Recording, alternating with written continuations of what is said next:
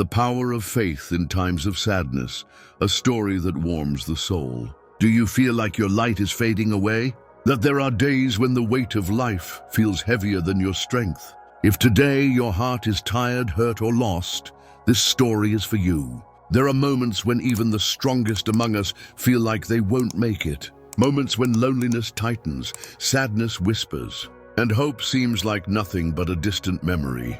But know this, even when you cannot see it, God is working.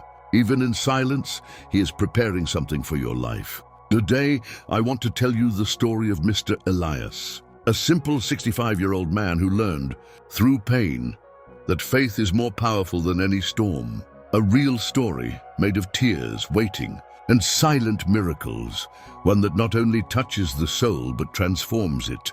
Before we begin, if this message has already touched your heart, I invite you, leave your like, share it with someone who needs to hear this word. Comment, I believe, and subscribe to the channel to always receive messages that warm the soul. Now, open your heart. Let's walk together through this story of faith. Chapter 1, The Silent Pain. Mr. Elias had always been a man of few words, but many feelings. Anyone who saw him walking around the town square with his worn-out straw hat and slow steps might not imagine how much history was hidden behind those tired eyes. At 65 years old, Elias carried a weight in his chest that almost no one knew. He had lost the great love of his life, Mrs. Helena, 3 years ago. She had been his life companion, his partner in faith, his prayer friend. When Helena passed away, a victim of a silent and cruel disease, something inside him also went dark. In the beginning, Mr. Elias tried to keep his routines. He got up early, swept the sidewalk, fed the birds in the backyard, and read his battered Bible. But as days turned into months and months into years, the silence of his house began to speak louder than any word. It was a heavy silence, silence that ached in the chest and throbbed through cold nights. Silence that echoed questions he never dared to ask out loud. Lord, why did you take her? And me, why did I stay? On gray mornings, Mr. Elias would look at the empty chair in the kitchen and feel something inside him breaking, piece by piece. He still prayed, but his prayers were tired whispers. He still read the Bible, but his hands trembled while turning the pages. He still went to church, but his heart seemed unable to follow his steps. Outwardly, he kept a serene smile. Inside, he carried a pain so great he could barely describe it. Deep inside, sadness started to plant dangerous seeds. The fear of no longer being seen, the feeling of being just a shadow in the world, the doubt if God still heard him. But even so, even without understanding, without feeling, and without seeing,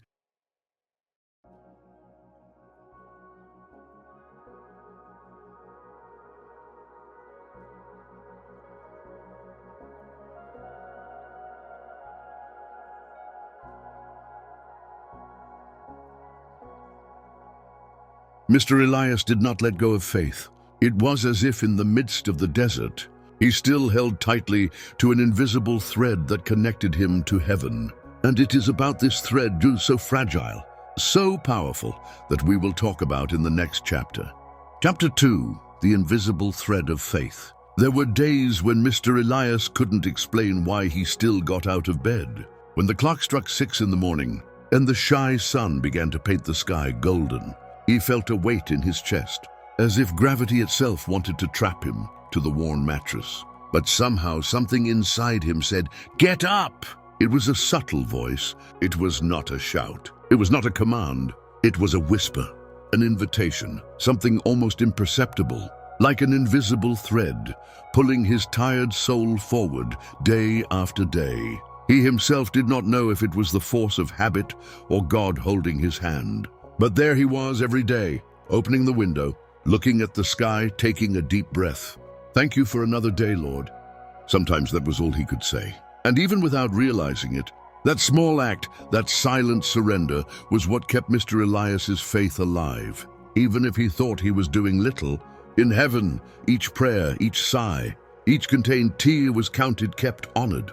Because faith is not always a burst of feelings. Sometimes, Faith is simply continuing to walk with a broken heart. It is trusting in God's love even when we cannot feel it. Mr. Elias learned this the hard way. He learned that true faith is not measured by the beautiful words we say in public, but by the choices we make in secret when no one is looking. It was in these small gestures, the lovingly prepared coffee for himself, the Bible open on the table, the smile given to a neighbor, that Mr. Elias showed heaven that he still believed. Even while crying inside, even while missing Helena with every breath, even on days when nothing seemed to make sense, he held onto that invisible thread. And the thread held onto him. And this is how miracles begin, in the silent persistence of those who refuse to let go of God's hand. In the next chapter, you will see how the long-awaited and much-needed light finally found Mr. Elias in a way he could never have imagined. Chapter 3, The Light That Is Reborn. It was a Sunday like so many others. The town seemed asleep, the streets empty, the wind playing with dry leaves on the ground. Mr. Elias, as usual, walked to the small church at the end of the street. His steps were slow, his soul still heavy, but he kept moving, firm in that invisible thread. That day something different was in the air. He couldn't explain it, but he felt it. It was as if a new fragrance, soft and sweet, had invaded the old wooden church. When he entered, he saw that the service had not yet begun. Few people scattered among the simple benches. The choir was quietly rehearsing a song he knew well, How Great Thou Art. Without thinking much, Mr. Elias sat in his usual pew, the one near the window, from where he could see the sky. And it was there, in that moment of total simplicity, that it happened. There were no thunders. There were no spectacular visions. There were no audible voices. There was only a peace, deep, warm, overwhelming, that descended upon Mr. Elias like a cloak. He closed his eyes, and in that moment, in silence, God spoke to his heart. I never abandoned you, my son. Your pain was not in vain. I saw you in every tear. I heard you in every prayer. I was beside you through every lonely night. And now, the time for a new dawn has come. The tears Mr. Elias had held back finally came. But this time, they were not tears of despair. They were tears of relief, of healing, of reunion. For the first time in a long time, he smiled, a sincere smile, full of hope. After the service, a young woman approached him. Her name was Anna, and she had recently lost her parents in an accident and was looking for a father figure to lean on. Without knowing it, God had united two broken hearts so they could heal together. Mr. Elias, who thought he no longer had a purpose, found in Anna a new reason to live. He began to help her, advise her, walk with her in faith like a spiritual father. And little by little, his home was filled with laughter, conversations, and life again.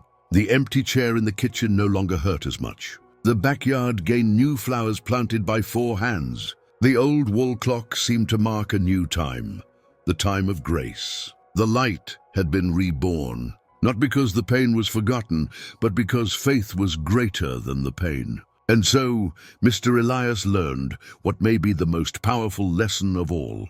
Even when life knocks us down, faith is able to lift us to a new beginning.